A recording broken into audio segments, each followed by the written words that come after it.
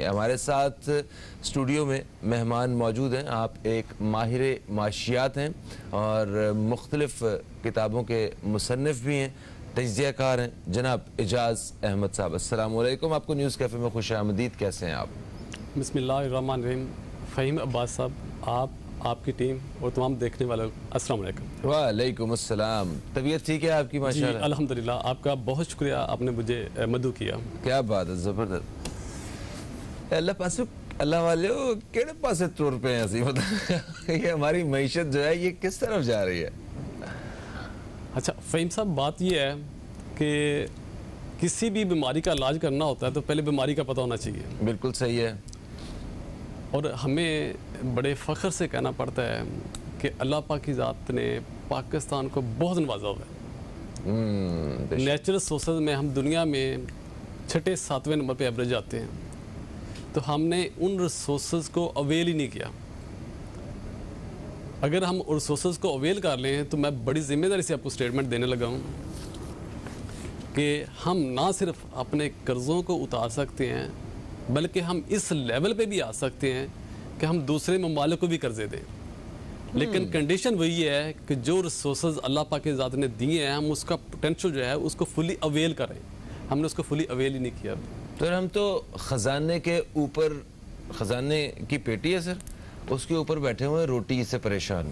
ठीक है, ये वो हिसाब है हमारा। मुझे ऐसा लगता है, ये मेरी ज़ाती राय है।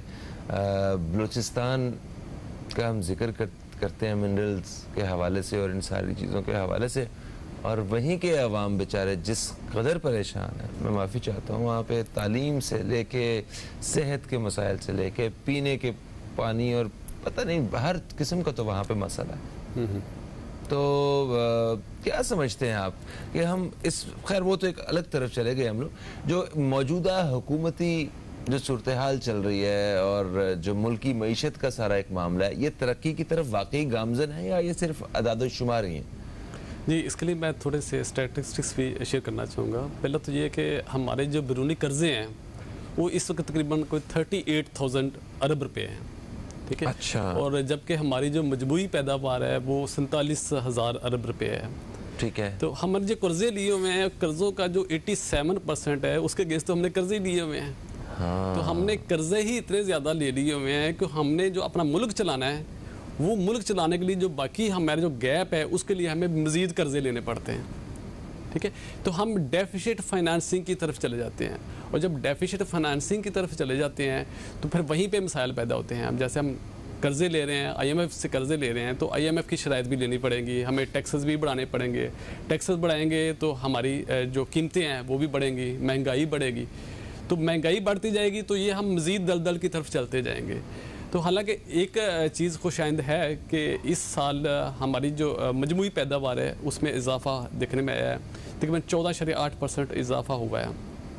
लेकिन साथ ही नेगेटिव बात यह है कि हमने जो मज़ीद कर्जे भी लिए वो भी 1.7% मज़ीद उसमें इजाफा जो है ये जो देखने में आया है, उसके पीछे क्या रीज़न्स थी और हमें कितने मज़ीद इजाफे की ज़रूरत है? जितने हमने कर्जे लिए हैं, क्या वो हमारे अखराजात के ऐन मुताबिक थे, ज़रूरियात के ऐन मुताबिक थे वो कर्जे, मजबूरी थी, या इजाफी कर्जे भी हमने लिए? क्या उन कर्ज़ों का सही जगह इस्तेमाल किया गया है? इस तरह के बहुत सारे सवालात हमने आपसे मज़ीद अभी करने हैं। एक वक्फे का वक्त है दोस्तों, वक्फे के बाद आपकी खिदमत में हाजिर हो रहे हैं। कहीं मत जाइए, अब तक देखते रहिए न्यूज़ कैफ़े, देखते रहिए। क्या मुल्की मईशत तरक्की की राह पे गामजन है? ये है हमारा मौजू, और मैं हूँ आपका दोस्त फ़हीम अब्बास। स्टूडियो में हमारे साथ मौजूद हैं एजाज़ अहमद साहब, जो कि माहिर मुआशियात हैं और मुख्तलिफ किताबों के मुसन्निफ हैं, तज्ज़ियाकार हैं। एक दफ़ा फिर से आपको खुशामदीद कहता हूँ। अच्छा, वक्फे से पहले हम बात कर रहे थे कि मतलब मजमूई पैदावार के हवाले से और कुछ कर्ज़ों के हवाले से जो पाकिस्तान ने कर्ज़े लिए अपने एक घर को चलाने के लिए, सिस्टम को चलाने के लिए, थोड़ा सा आसान करके कुछ इस तरह समझाइए, इस तरह बताइए कि इस तरह एक घर को चलाना होता है, उसमें भी एक सरपरस्त होता है, सारे फैमिली मेम्बर्स, उनके भी सेहत के, तालीम के और सारे इस तरह के अखराजात होते हैं, एक कमाई का ज़रिया होता है, कुछ सर पे कर्जे होते हैं। तो इस तरह अगर आप हमें समझाएं तो मुल्क को आप किस तरह समझाएंगे? जी, बहुत खूब। देखें, हमारा मुल्क जो एक घर की तरह है, जैसे घर को चलाने के लिए आपको आमदन चाहिए, और आमदन आएगी तो फिर ही आप एक्सपेंस करेंगे, फिर ही आप खर्च करेंगे, ठीक है। अच्छा, हमारे मुल्क की एग्जांपल इस वक्त क्या हुई हुई है कि हमारे मुल्क का जो खर्चा है वो ज़्यादा है और आमदन कम है। अब खर्च ज़्यादा है, आमदन कम है, और जो गैप है वो गैप हम फिल करते हैं कर्जे लेके। अच्छा, ठीक है, ठीक हो गया। अच्छा, इसके दो हल हैं, या तो हम अपने खर्चे कम करें, ठीक है, या फिर आमदन बढ़ाएं। बिल्कुल सही हो है। गया। अच्छा, खर्चे एक हद तक कम होते हैं, आपका किचन चलना ही चलना है, ठीक है, बच्चों की एजुकेशन होनी है। अब इसको ब्रॉडर सेंस में ले जाएं। अब हमारा जो मुल्क है, ये जो कर्जे लिए गए, ये किस लिए लिए गए? हुक्मरानों ने कर्जे लिए हमारे मुल्क को चलाने के लिए, अपनी ज़ात के लिए नहीं लिए। अच्छा, ठीक है, कि हमें ज़रूरत है मुल्क को चलाने के लिए, हम कर्जे ले रहे हैं। जी हाँ, यानी मुल्क को चलाने के लिए जो खर्च करना पड़ा है, उसके लिए आमदन चाहिए। वो हमारे मुल्क की जो आमदन थी वो कम थी।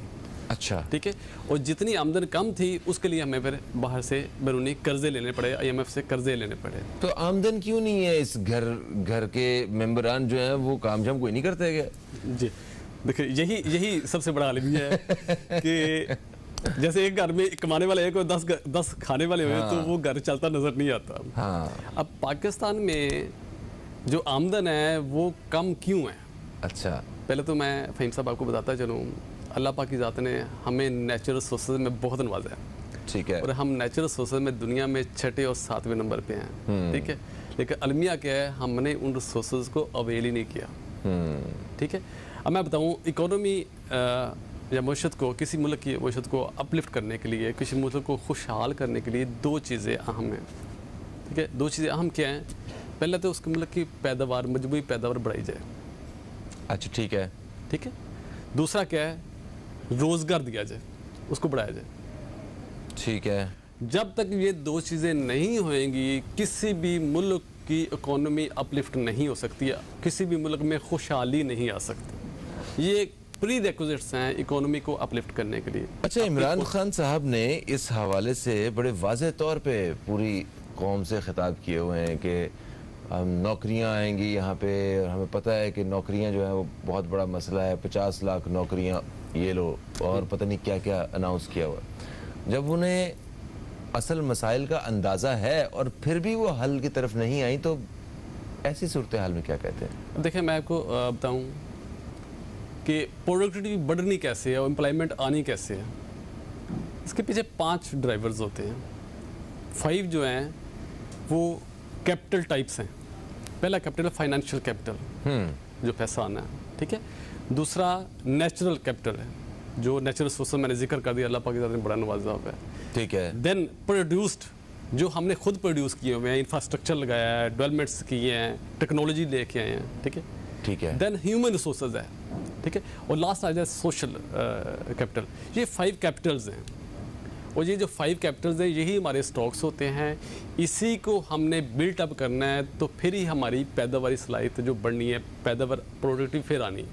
सर, मैं माजरत चाहता हूँ, ये टीवी चैनल्स पे हमें इस तरह के तजुर्बात से गुजरना पड़ता है कि जहाँ बहुत ज़रूरी बात हो रही होती है तो एक वक्फा आ जाता है। तो एक वक्फा फिर से आन पहुँचा है। वक्फे के बाद जब हम वापस आते हैं तो इसी हवाले से मज़ीद रहनुमाई लेते हैं अपने मेहमान से, अपने आज के मौजू के बारे में कि क्या मुल्क की मईशत तरक्की की राह पे गामजन है। इसी मौजू पर बात करेंगे एक छोटे से वक्फे के बाद। कहीं मत जाइए, अब तक देखते रहिए न्यूज़ कैफ़े, देखते रहिए। वक्फे के बाद आपको फिर से खुशामदीद। मैं हूं फ़हीम अब्बास, आप देख रहे हैं न्यूज़ कैफ़े, और न्यूज़ कैफ़े में आज हमारे साथ मौजूद हैं जनाब एजाज अहमद साहब। आप एक माहिर माशियात हैं और आपसे बात हो रही है मुल्की मईशत के हवाले से। आप वो एक्चुअली सोर्सेज बता रहे थे कि किस तरह किसी भी मुल्क की आमदन जो है वो बेहतर होती है। मैं चाहता हूँ थोड़ा सा उसे एक दफ़ा रिपीट कीजिए और फिर हम आगे बढ़ते हैं अपने मौजू की जानिब। जी ज़रूर। फ़हीम साहब, किसी भी मसले का हल तब तक नहीं हो सकता जब तक उसकी रूट काज को ठीक ना किया जाए। बिल्कुल ठीक है। हमें प्रॉब्लम क्या है, हमारे एक्सपेंस ज़्यादा है, रेवेन्यू कम है। तो एक्सपेंस हम कम नहीं कर सकते, एक लेवल तक होते हैं, ठीक है।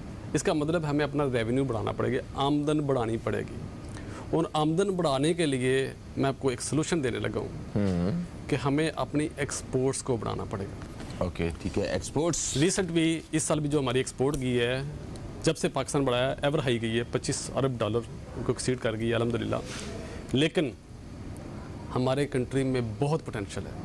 अच्छा, ये जो एक्सपोर्ट्स बढ़ी हैं, क्या ये अब इसी ग्राफ के साथ आगे बढ़ेंगी, या ये सिर्फ इस दफ़ा कोई हमें फ़वाइद हुए, बांग्लादेश बंद हुआ, चाइना बंद हुआ, तो इस वजह से हमारी एक्सपोर्ट्स बढ़ी हैं? एग्जैक्टली मैं उसी साइड पे आने लगा हूँ कि अगर तो हम ये चाह रहे हैं इसका सही, पहले पोटेंशियल देख लें, पोटेंशियल है कितना। अच्छा, ठीक है। फिर आपको आइडिया हो जाएगा कितनी एक्सपोर्ट बढ़ सकती है। सही, ओके। ठीक है। मेरी जब डिस्कशन हुई वर्ल्ड बैंक के रिनाउंड इकोनॉमिस्ट हैं गोंजालो वेरिला, उन्होंने एक रिसर्च स्टडी की है। उसके मुताबिक पाकिस्तान की जो एक्सपोर्ट है अभी जो 25 अरब डॉलर हुई है, ये बढ़ के 88 अरब डॉलर हो सकती है। ओके, ठीक है। उसकी पूरे जो पेपर वर्क है, जो स्टडी है, वो सारी उन्होंने गवर्नमेंट ऑफ पाकिस्तान को प्रेजेंट की है। अच्छा, उन्होंने वो भी भेजी है? वो भी प्रेजेंट किया है और इसकी रीज़न बताई है और लॉजिक्स दिए हैं कि कैसे कैसे बढ़ सकती है। इसका मतलब है, जो मैं पहले जिक्र कर रहा था कि पाकिस्तान में पोटेंशियल है, हमारी जो पैदावार है, पैदावारी सलाहियत है, वो बहुत ज़्यादा है। हाँ। बहुत अच्छी है। हमारी प्रोडक्टिविटी बढ़ सकती है। बढ़ने के लिए सबसे अहम जो हमारा ड्राइवर है वो एक्सपोर्ट्स है। ठीक है। हमें एक्सपोर्ट्स को बढ़ाना पड़ेगा। अब एक्सपोर्ट्स बढ़ाने के लिए हमें कुछ डिसीजंस लेने पड़ेंगे। यहाँ पे मैं गवर्नमेंट ऑफ पाकिस्तान को सल्यूट करूँगा। उन्होंने काफ़ी ज़्यादा इनिशिएटिव शुरू कर दिए हैं अब। ठीक है, जैसे पाकिस्तान सिंगल विंडो भी लॉन्च हो गई है। ठीक है, उससे देखें, बिज़नेस के लिए एक्सपोर्ट बढ़ाएं या बिज़नेस है, इकोनॉमी अपलिफ्ट करने के लिए दो चीज़ें बड़ी इंपॉर्टेंट हैं। आपका कॉस्ट ऑफ डूइंग बिजनेस जो है वो कम होए, बिजनेस करें, कॉस्ट कम होए। ठीक है।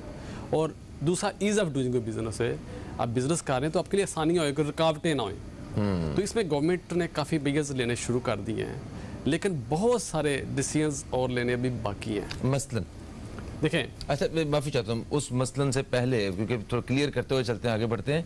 आपने कहा एक्सपोर्ट्स जो है वो बढ़ेंगी तो हमारी जो है ना आमदन जो है मजमूई, वो भी उसमें इजाफा होगा, और आमदन में इजाफा होगा तो हम कर्ज़ों से निजात हासिल करेंगे, और जो कर्जे लिए हुए हैं वो भी हम तभी उतारेंगे। एक तो एक्सपोर्ट्स है।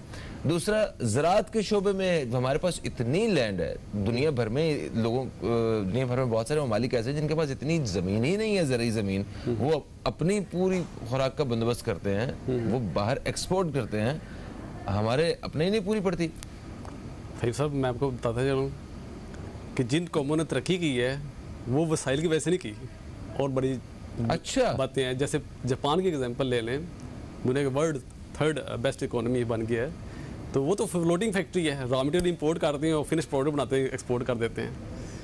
ठीक है। तो ये हमें उन वैल्यूज़ पे आना है जो हमारे मज़हब में दी गई। 1400 साल पहले नबी करीम सल्लल्लाहु अलैहि वसल्लम ने जो वैल्यूज़ दी थी, हमें उस पर अमल नहीं किया।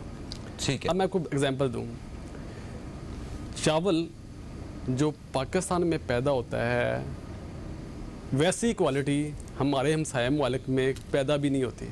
अच्छा। लेकिन हमारा जो चावल एक्सपोर्ट होता है वो दूसरे हमसाया मुमालिक के कंट्री के जो टैग है उस नेम से जहाँ पे एक्सपोर्ट हो रहा है, उसके नाम मशहूर है। क्यों सर? किस वजह से हमारा बैड इमेज क्रिएट हुआ है। कुछ लोगों ने चीटिंग की, धोखा दिया। अब यहाँ पे मैं बताता हूँ, अशफाक साहब का बड़ा अच्छा कॉल है, वो कहते कभी किसी को धोखा ना दो। धोखा जो ये मरता नहीं है, इसको मौत नहीं है, इसको अपने मालिक से, अपने ठिकाने से बड़ी मोहब्बत होती है, जो घूम फिर के अपने मालिक के पास ही आ जाता है। ठीक है, प्यार से समझाया। तो ये चंद लोगों ने ये पाकिस्तान का इमेज ख़राब किया। ठीक है सर, हम वक्त कम रह गया है। अब मुझे ये बताइए कि अगर आप हुकूमत को सजेस्ट करना चाहें, ठीक है, कि आप के हुकूमत को अगर ये काम करे तो हमारी एक्सपोर्ट्स और ज़्यादा बढ़ सकती हैं और हमारी जो मजमूई आमदन है मुल्क की वो बढ़ सकती है, तो वो क्या हो सकता है? देखिए, ये बेहतरीन वक्त है पाकिस्तान की एक्सपोर्ट बढ़ाने का। पहली बात तो ये कि अगर पाकिस्तान ने इस दलदल से निकलना है, जो कर्ज़ों से निजात हासिल करनी है, जो गैप, जो डेफिनेट फाइनेंसिंग है वो ख़त्म करनी है, तो हमें एक्सपोर्ट बढ़ाना जो इंतहाई लाजमी हो गया है। पहले तो हम सीरियस हो जाए कि हमने वाकई ही एक्सपोर्ट बढ़ानी है, फिर उसके लिए हमें कुछ मेजर्स लेने पड़ेंगे। जैसे अब मैं बताता चलूँ, जैसे मैं बताया कि मैं एपीसी से मैं 2 साल एक्सपोर्ट ट्रेडिंग कमेटी का वाइस चेयरमैन भी रहा हूँ, तो गवर्नमेंट के पास हम सजेशंस जाती हैं, हर साल बजट से पहले सजेशंस जाती हैं, चैम्बर्स ऑफ कॉमर्स भी भेजती हैं ज़रूरत अमल करने के लिए। यानी जितनी भी मेजर्स लेने चाहिए वो सजेशंस हमने भेजी हुई हैं, वो एक नहीं, हमने बहुत सारी लिस्टें भेजी हुई हैं। अब चंद एक पे भी अमल होए तो हमारी जो एक्सपोर्ट्स है बढ़ सकती हैं। अब यहाँ पे गवर्नमेंट ने काफ़ी कुछ अच्छे इकदाम किए हैं। जैसे गवर्नमेंट ने एक्सपोर्ट को बढ़ाने के लिए कुछ स्कीम्स का आगाज़ किया है। स्पेशल इकोनॉमिक जोन्स डेवलप हो रहे हैं, ये बड़ा अच्छा इनिशिएटिव है। मुख्तलिफ स्कीम्स हैं, इंसेंटिव्स हैं, DLTL स्कीम है, एक्सपोर्ट ओरिएंटेड स्कीम है, मैनुफैक्चरिंग बॉन्ड्स है, DT आ रही है। इस तरह स्टेट बैंक ऑफ पाकिस्तान काफ़ी इंसेंटिव्स दे रहे हैं, सस्ते कर्जे मिल रहे हैं आपको, एक्सपोर्ट रीफाइनेंस बड़ा कंसेशन रेट्स पे मिल रहा है। तो गवर्नमेंट अवेयरनेस क्रिएट करे प्लस इंसेंटिव्स बढ़ाए कुछ। सही है।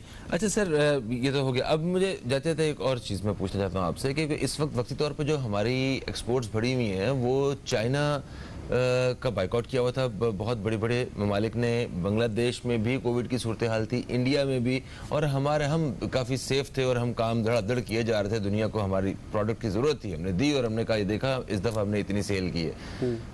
आइंदा सालों में तो ऐसा मुझे नहीं नज़र आ रहा, अगर इसी तरह ही चलते रहे, क्योंकि उसी के साथ अगर टेक्सटाइल के शोबे में हमने की है तरक्की, तो टेक्सटाइल की जो पैदावार है वो तो कई गुना कम है पहले की निस्बत, कॉटन की और बाकी सारी चीज़ों की।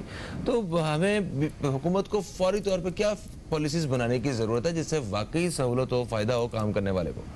देखिए, जो इसकी रूट काज है वो हमें रिसर्च नहीं कर रहे हमारी। देखें, हम ज़रूरी मुल्क हैं, लेकिन हमारी जो प्रोडक्टिविटी है पर यील्ड पर एकड़ जो हमारी प्रोडक्शन निकलती है वो कितनी हमने इम्प्रूव की है, जबकि हमारे हमसाया मालिक की लें तो वो पर एकड़ जो प्रोडक्टिविटी वो ज़्यादा है। हमें रिसर्च करनी पड़ेगी, जो रवायती तरीक़ेकार है उससे निकलना पड़ेगा, इनोवेशन की तरफ आना पड़ेगा और न्यू वे से हमें कास्ट ज़्यादा एग्जैक्टली। और ये सब कुछ मुमकिन होगा अगर हुकूमत संजीदगी से इस काम पे लग जाए कि मैंने इस भंवर से निकालना है इस मुल्क को। थैंक यू सो मच, आप तशरीफ लाए एजाज साहब। प्रोग्राम का वक्त खत्म हो गया, पता ही नहीं चला।